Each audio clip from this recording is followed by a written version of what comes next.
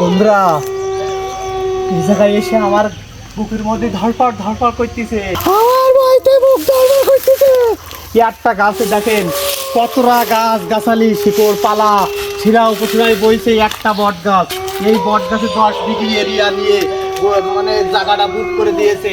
এই গাছ দেখলে তো, এর ভিতরে আসলে তো বুকের মধ্যে ধড়ফড় ধড়ফড় করবেই, ভয়তে আমার শিরা উপশিরা কেঁপে যাচ্ছে। দেখুন আপনারা কত সুন্দর পরিবেশ আর কত সুন্দর গাছে গাছে লেগে গেছে। এখানে যে আসুক না কেন তার ভয়তে বুকটা ধড়ফড় করবেই করবে।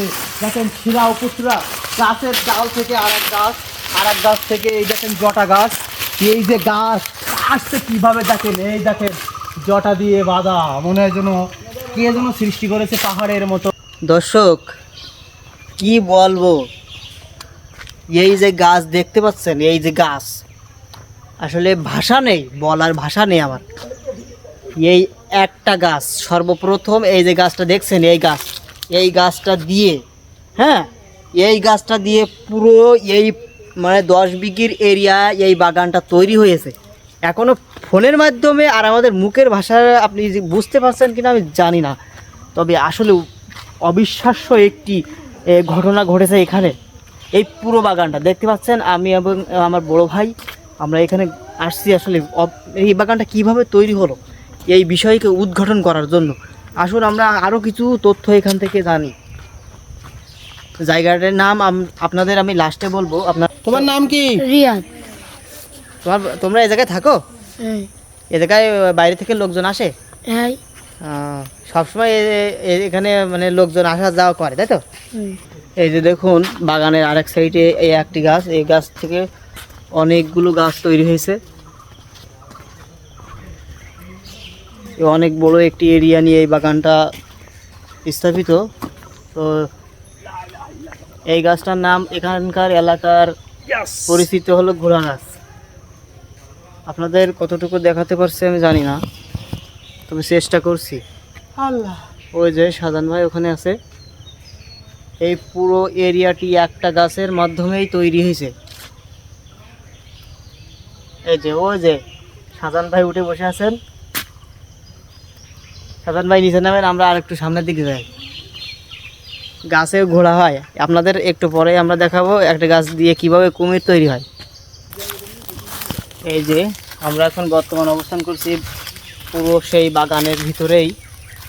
আপনারা দেখতে পাচ্ছেন একটি গাছ দিয়ে লতানো পুরো বাগান কিন্তু একটি গাছ দিয়ে বটের ছায়ার মতন ছায়া দেওয়া।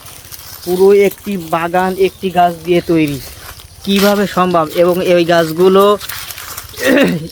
গাছগুলো কিছু কিছু প্রাণীর আকৃতির মাধ্যমে তৈরি হয়েছে। যেমন মনে করেন ঘোড়া, যা আবার মনে করতে পারেন যে হাতি, আবার মনে করতে পারেন কুমির। তবে কুমিরের সরাসরি শিকড়ের মাধ্যমে কুমির তৈরি হয়েছে, এটা আমি আপনাদেরকে দেখাবো। এই যে দেখতে পাচ্ছেন অসাধারণ একটি বাগান, চারিদিকে গাছের ডালপালার মাধ্যমে সম্পূর্ণ এই এরিয়ার বাগানটি তৈরি হয়েছে। এই যে দেখতে পাচ্ছেন হয়তো ক্যামেরার ভিতরেই, এই যে পুরো এরিয়াটাই একটি গাছের মাধ্যমে তৈরি। তো জায়গাটি আরও কিছু অংশ কুমির। আমরা এখন আছি যশোর জেলার কেশবপুর থানা, তাই তো? কেশবপুর থানা, মেহেরপুর গ্রাম, সাগরদাড়ি 2 নম্বর সাগরদাড়ি ইউনিয়ন। এখানে একটা দরগা আছে। এখানে যে সুন্দর একটা পরিবেশ, আর এই পরিবেশে আসলে বিকালবেলা মনে হবে যেন অনেক মানে একটা তৃষ্ণা মিটবে আর কি। তো আপনারা মাঝে মাঝে বিকালে চলে আসবেন এখানে তৃষ্ণা মেটানোর জন্য, মনের আত্মশুদ্ধি পাওয়ার জন্য এখানে চলে আসবেন। এই যে গাছটার শিকড়টা এমন কায়দায় তৈরি হয়েছে যে মনে হচ্ছে না একটা কুমিরের মতন। তো বিকালবেলা 2 ভাই আসলাম কৌতূহলবশত 2 ভাই এর কি মারতে মারতে আসলাম, এসেই মনটা ভরে গেল। আসলে আপনারা যারা ভালো লাগে সব দৃশ্যগুলো দেখতে অবশ্যই চলে আসবেন প্লিজ। আর এসে এইসব দৃশ্যগুলো দেখলে আপনাদের মন ভরে যাবে। এই যে কত সুন্দর বট গাছ, এই যে বট গাছ যে তৈরি করেছে সে একমাত্র আল্লাহ ছাড়া আর কেউ পারবে না। এভাবে সুন্দর করে ছাদের মতন ছায়াবৃত্তি করে যে তৈরি করেছে সে তিনি একমাত্র, তিনি হলো আমার রব। তোমার নাম কি? আমার নাম ইয়াসিন আরাফাত। হাসিনা আরাফাত। তোমার বাসায় এই জায়গায়?